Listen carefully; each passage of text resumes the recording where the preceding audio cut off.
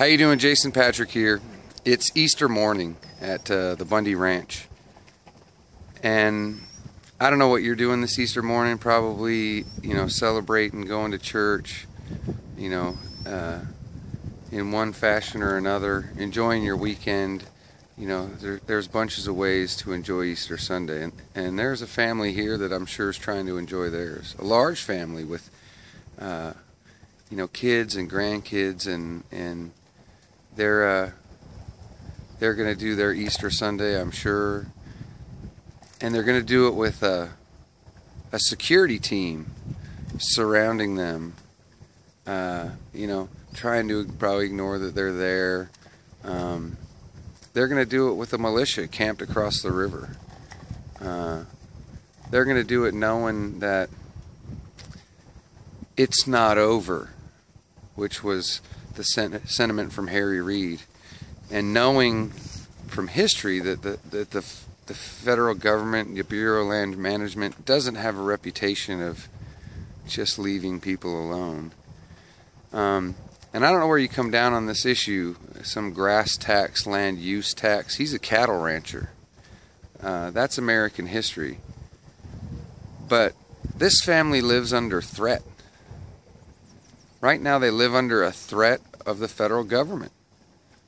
The threat that Harry Reid said it's not over, which means they can count on some agency somewhere coming here with violence and coercion against their family, like they did before, like you've seen. They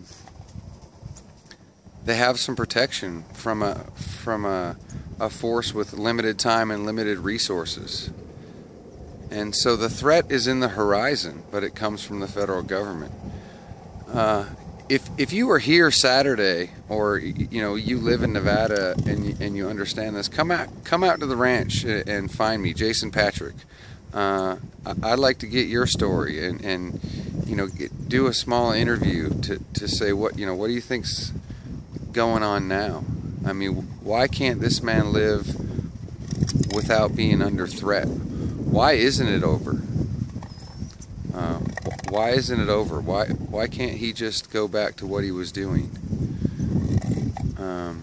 These are the questions I have. I'm not buying the he owes $1 million worth of taxes because he has cows that eat grass. That doesn't sound very American to me. If Congress has a 9% approval rating, and I don't know what it is right now, that means a lot of you agree at some point with what this man's saying. And then being labeled as a domestic terrorist, which would be myself and everyone here, at the picnic, every person put on a name badge that said domestic terrorist, because that's what was said.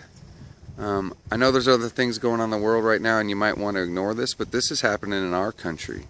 This man lives under threat in our country, threatening his life, threatening his liberty, threatening his pursuit of happiness. The federal government has this man living under threat, threatening his life, threatening his liberty, and threatening his pursuit of happiness. I want to hear stories from people who were here, that saw the actions firsthand. I mean, I was here. I've tried to tell you what I saw. If this is not over, that means somebody's coming back. Somebody's coming back to do things to him, and that's why he has protection here. That's why the militia's here. We've seen this before. The federal government needs to de-escalate this. Somebody needs to send something to this man and tell him, okay, look, you're no longer under threat. You can pay your fees to the county. The land's in the county, the fees go to the county.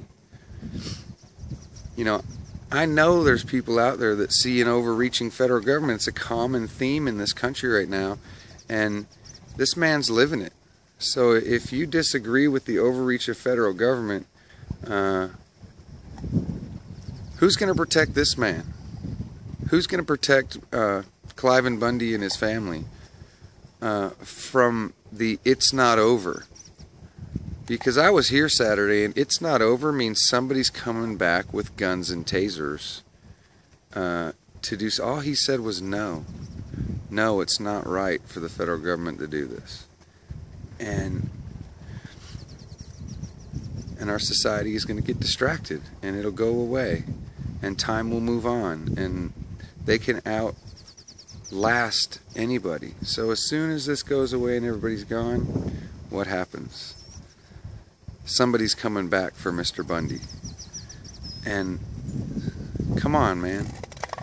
This man needs to live in peace. Life, liberty, and the pursuit of happiness. His life, liberty, and pursuit of happiness and that of his family is under threat. And that threat needs to be removed. I don't know which senator, which congressman, the President of the United States, the Vice President of the United States, any one of the media outlets.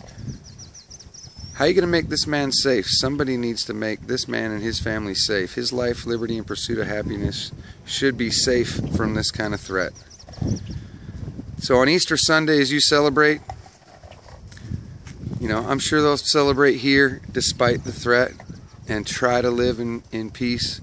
But out there, there's a threat. Harry Reid's threat is real. It's not over. It's understood. Everyone out here knows, Harry Reid. They got your message. It's not over. You know, so whatever you're doing, whenever you're doing it, we disagree. And so come out and see me, you know, Jason Patrick here at the Bundy Ranch. I want to hear your story. The world needs to hear this story. God bless. Happy Easter.